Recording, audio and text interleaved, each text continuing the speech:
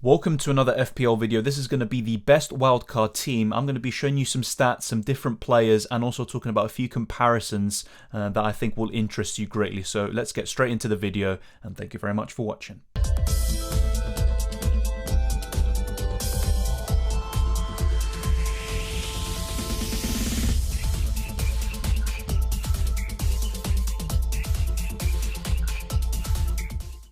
So on screen you can see the highest expected goals figure for every single club, and Liverpool are by far the best with 28 exactly, and then City, no surprises there, are second, Chelsea third, West Ham completing the top four, and currently they are the fourth best, or if not the third best in the division, of course. Then we have Man United and Brentford. Of course, they've been very disappointing in recent weeks, but they're still up there in terms of goal scoring. It's just their defence is letting them down, and to be fair, look at Brentford, their attacking assets, the ones we all invested in Mbeumo and Tony, they just aren't really doing it. And no surprises at who is at the bottom, Norwich and Newcastle. Aston Villa, of course, the last 5 game weeks have plummeted them right down near the bottom. But I think it's very important seeing this because then you'll actually have a good idea of why certain players are included in this team. But I have to say, they're not just driven by stats, it's also the eye test, the fixtures coming up, and many more factors. So I'll be talking about every single player, breaking them down, except for the kind of bench fodder options. I'll kind of briefly discuss them towards the end of the video.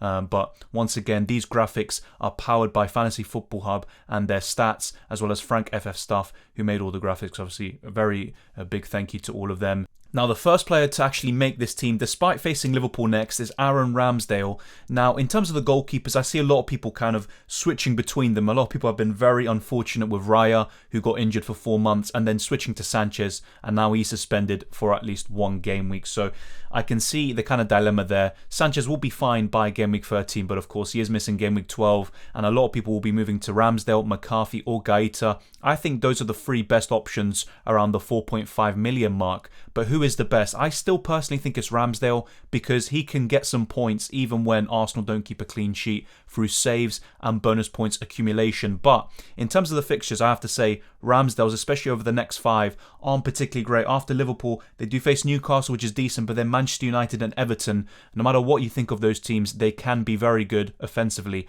on their day. So, and even Southampton's not an easy fixture. So with Ramsdale, maybe the fixtures aren't the best, but I still think over the long term, looking for the next 15 to 20 game weeks, he is the best pick. But what you can do is actually go for 2 goalkeepers, especially on a wild card, and I think you can actually, take advantage of, some certain bad fixtures. For Ramsdale, for example, you can bench him and then play another goalkeeper. Now, ever since Ramsdale has come into the side, he is unbeaten for Arsenal. Of course, that could very much change in game week 12 against Liverpool, but 5 clean sheets in 8 appearances, very impressive.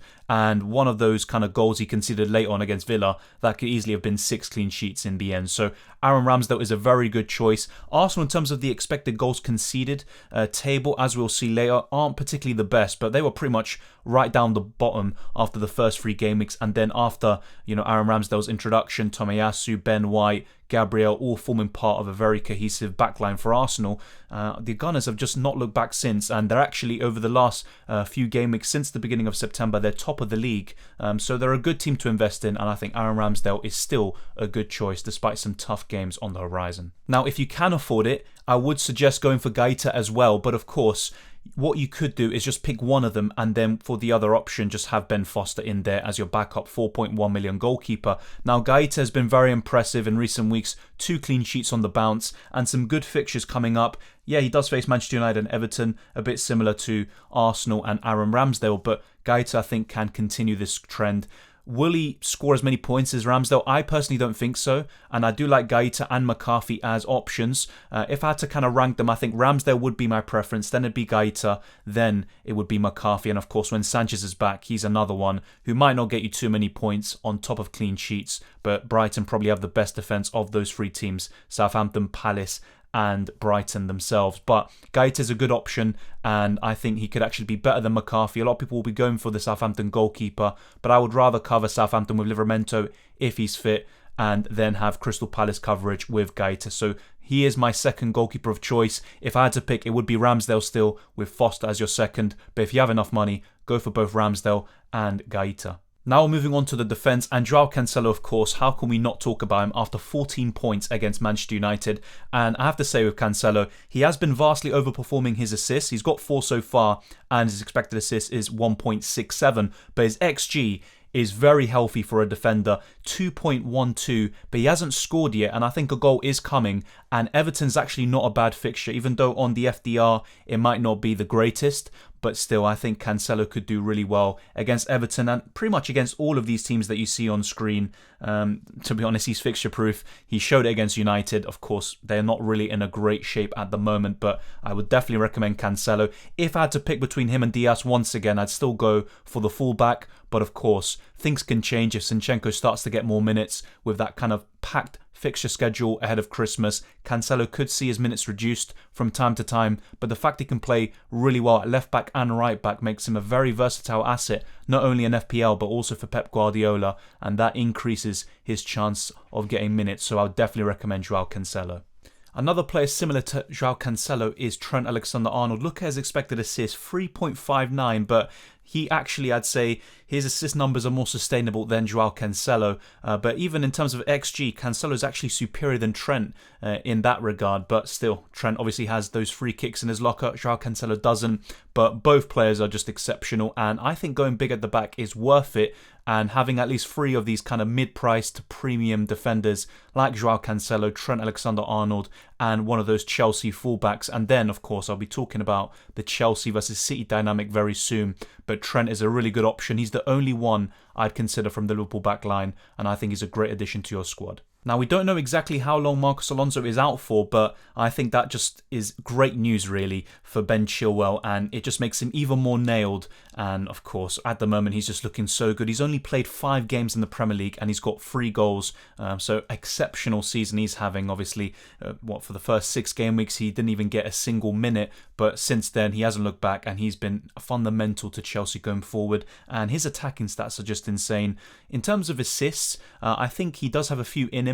He hasn't really shown it this season, but with him, you're mainly getting those goals and that really advanced position that he just takes up on the left wing-back role. And of course, against Burnley, I mentioned this in my team selection, I think he was very unlucky not to go away with a return because he was getting into some amazing situations, but Hudson-Odoi and Barkley were being a bit selfish at times and didn't find him. But Ben Chilwell, for me, I'd still actually rather have him over Reece James, especially with that Marcos Alonso news, but both of them are exceptional picks, and to be honest, you can't really go wrong with either of them. Now, looking at the other Chelsea fullback, I still recommend Reece James, but there's a bit of a dilemma here. You either double up on City or Chelsea defence, in my opinion. Now, who do I think is going to keep more clean sheets over the next 10 to 15 game weeks? To be honest, I think Manchester City. They've got the fixtures, and also the underlying stats would suggest that they have a better defence than Chelsea, but so far, the Blues have just been able to kind of grind out these results like they did against Brentford when maybe they're a bit lucky to do so. But Reece James, in terms of the attacking upside, I would still rather have him over Diaz for that very reason. We saw it in Game Week 11 where Diaz kept the clean sheet, didn't get any bonus points this time round, he got 6. Reece James, obviously a late goal by Vidra, wiped out the clean sheet, but he still got 7 because of bonus points and that assist, and he could have gotten even more assists and potentially a goal or 2 with the amazing positions he was also taking up on the other wing-back role. So for me, I would either double up with the Chelsea wing-backs in Chilwell and Reece James, or have Diaz in for one of them. But still, I think having 4 of those kind of expensive defenders is worth it this season, and Reece James is having the campaign of his life, to be honest. There's a lot of talk about Spurs assets, and rightly so, but this isn't to complete that final spot in this wildcard team. This is just kind of a comparison between the two. I've been talking about it in the last few videos and live streams, but very difficult to judge early on, of course. In recent games, I have to say Emerson has been the better player. He's slowly been growing into form in a Spurs shirt after a very, very poor start. As for Reguilon, he has been having some issues with his fitness recently, but he should be fine. So obviously there was a few concerns. The fact that he got taken off for Matt Doherty, who actually played as a left wing back around the 60th minute mark. But still, I think it's very simple with these two. In terms of assists, Reguilon will be getting more of them, and he's more likely to kind of create more chances and register more key passes. With Emerson, at least based on the performance we saw against Everton, he was getting into some very good positions, and I think he'll probably score more goals than Reguilon this season, but it will be very tight. Emerson is slightly cheaper. Both of them will, I'd say, offer you a similar value because both of them, I'd say, lack end product. Of course, that could change, especially with Conte at the helm and if Kane picks up some form. But very difficult to say very early on, to be honest. We've only seen 2 games under Conte, these 2 players in those positions, but still, as of now, I'd be tempted to go for Emerson Real, but it's very, very early days. And if you look at the stats, all of them are pretty much in Reguilon's favour over the season. He has had a few more appearances, to be fair, but still a big gap in certain statistics. But still, both of them are good options. I'd still rather go for those Chelsea fullbacks, Diaz, Cancelo, Trent, etc. But still, both of them good options. I'd be a bit tempted by Emerson Real, but Reguilon is better in terms of the numbers. Now, to complete the final spot in the defence, it has to be, for me, still Livramento, but if he is injured, I think a swap to Johnson just makes sense. Of course, you can go to a Ben White or another cheap defender, maybe not Nuno Tavares since Tierney is going to be back ahead again week 12, and that could be a problem. But for me, it's between Johnson and Livramento, and Johnson is now 4 million. Of course, at one point he was 3.9, a fantastic enabler. The problem with him, as you can see, are the fixtures, but still really good player at the moment, and it's very difficult for David Moyes to kind of drop him at the moment, despite having one of the better right backs of the league last season in Vladimir Coufal. As for Livramento, I think in terms of the attacking numbers, and obviously he has had over double the games that Ben Johnson has, but I think he just offers more attacking intent, and also I think those stats are more sustainable, but obviously that could change. Ben Johnson scored a really good goal against Aston Villa, and both of them are fantastic options. I think in terms of clean sheets, West Ham will probably keep more, but even then, Southampton have kept 5 so far this season, and Livramento has been a very, very fundamental part of that, and I still would prefer him because I think he can just get goals, assists, and points from all sorts of different areas, and as well as the bonus points, I think he's much more likely to get them than Ben Johnson, but he is now 0.5 million more expensive, so you also have to factor that into account. I think Ben Johnson might offer you better value for money now, but still, both of them have very difficult fixtures coming up. I think Ben Johnson from game week 16 or 18 onwards, that's when West Ham have fantastic games, so you could argue he is the better pick, but I think if Livramento is fit, I'd still go for him. Just bear in mind that the games are going to be turning, and very soon. Now we're looking at Conor Gallagher, and he's just been the talking point in the last few game weeks. Obviously an amazing performance against City at the Etihad, and he followed that through with a rather fortunate goal against Wolves, but deserved. He was getting into some great positions, and if we look at his stats across the whole season, he's pretty much untouchable. Mbuma's another one who can be compared, and maybe Smith Rowe, but statistically for me, Gallagher is clear of both of them, and I think he can continue this, especially if Milivojevic continues to be on the sidelines and Gallagher's allowed to play as that floating number 10 who's on most set pieces, if not all, and he could do extreme damage. So for me, Gallagher is a really easy pick, and if you compare him to Smith Rowe, Arsenal's fixtures are rather mixed, especially over the next 5 or so, but with Palace they have great fixtures for the next 10 to 15 game weeks. Obviously there are some difficult ones sprinkled in between, like Manchester United very soon, but for me Palace are still looking really good under Patrick Vieira, and Gallagher is probably their most important player at the moment. So for me, he's a no-brainer. I'd go for him. Around this price bracket, there's no one better. I'd still go for him over Smith Rowe, despite the Arsenal man's very impressive form and his recent England call-up. But for me, it has to be Gallagher. He is the best one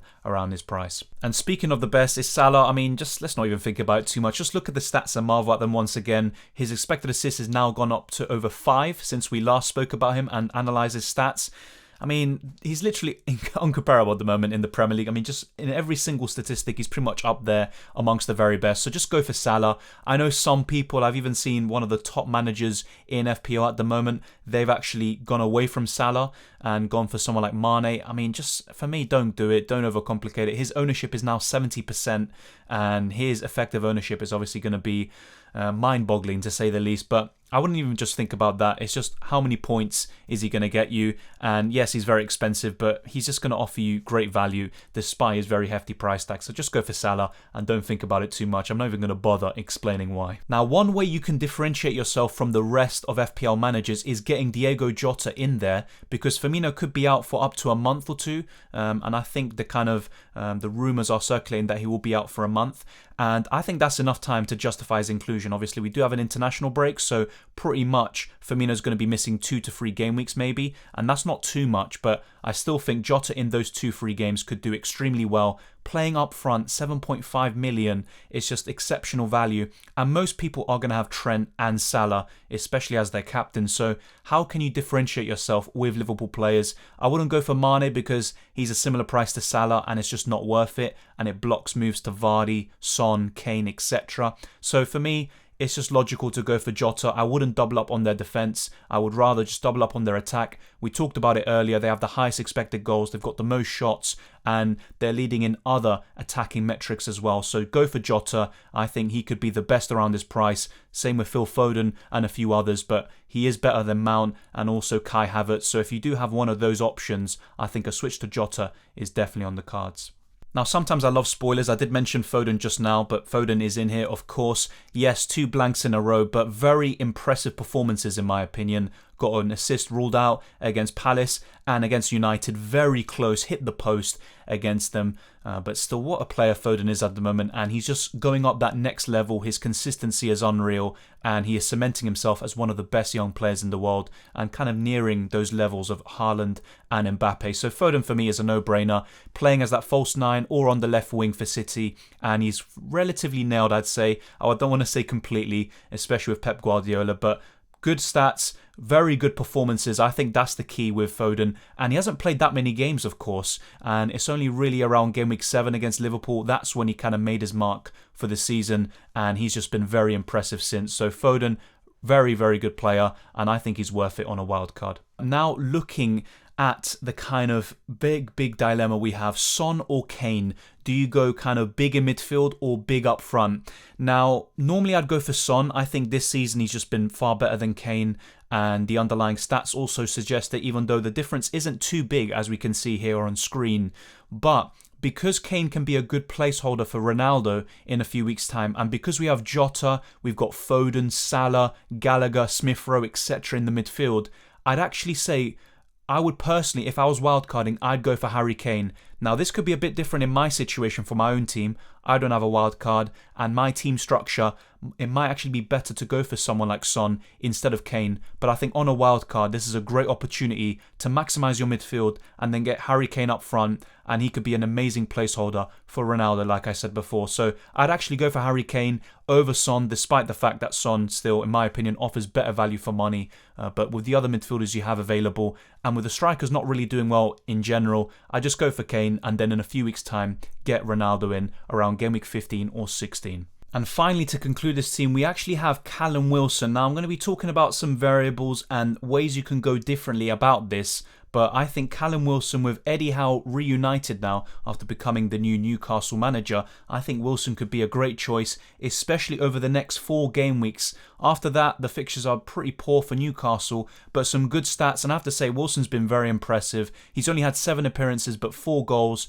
And the numbers aren't great. He was playing under a very poor Newcastle side, but I think that Eddie Howe can galvanise them, especially those kind of ex-Bournemouth players, and Callum Wilson is the talisman, and he is Newcastle's best player, a very clinical finisher. He doesn't need too many chances, so I wouldn't look too much into the XG, which is still pretty decent, considering the fact he's only played 7 games, but Callum Wilson for me is a great choice, and if you're kind of unsure about where to go, and you want to get off Antonio or someone else, I think Wilson is the one to go for. So this is the complete team, and of course, let's actually talk about the actual squad value. So overall, it's 103.9 million, and if you make this exact squad, if I made this exact squad, I would have 0.1 million left over. Now, a few differences you can make, for example, is downgrading one of those goalkeepers like I talked about before to a Ben Foster, and that gives you enough money to, for example, do Keenan Davis up to a Broca, or if not, if you want to do Norman to a Norgard or something like that, you can also do the same thing. And once again, if you want to find even more money, you can do Livramento down to Ben Johnson, and you have even more money to play with. That can also enable you to do Wilson to Antonio, or you just don't even have to sell Antonio in the first place. Remember, the kind of value you build up, you do lose it if you sell them even once and then try to get them back in. So that's the kind of squad I've come up with. And another difference you can obviously go for is Diaz in for one of those Chelsea fullbacks. I think that City will keep more clean sheets over the next 5 to 10 game weeks, and I'm saying this after getting rid of Diaz for James literally only last week, but that's what I think in my opinion. Let me know what you think of this wildcard squad down in the comment section below, and if you enjoyed this video or found it useful, smash the like button and subscribe if you're new. Thank you very much to everyone, and there'll be more videos coming over the international break, so don't you worry. And I'll be aiming to do a stream if you want. Maybe I'll rate your teams or something like that. Let me know down in the comment section below. And once again with a preview, comment down below any kind of topics or comparisons or questions that you have that you want me to answer in the preview, and I'll try my best to select as many as possible. And of course, I'll actually be aiming to do a best free hit team, which will be separate from the preview this time round, and a few other different videos that you lot have recommended. I've taken your feedback on board, so thank you very much for that, and all the very best of luck for Game Week 12. But before that, let's enjoy the international break if possible, and I'll see you next time.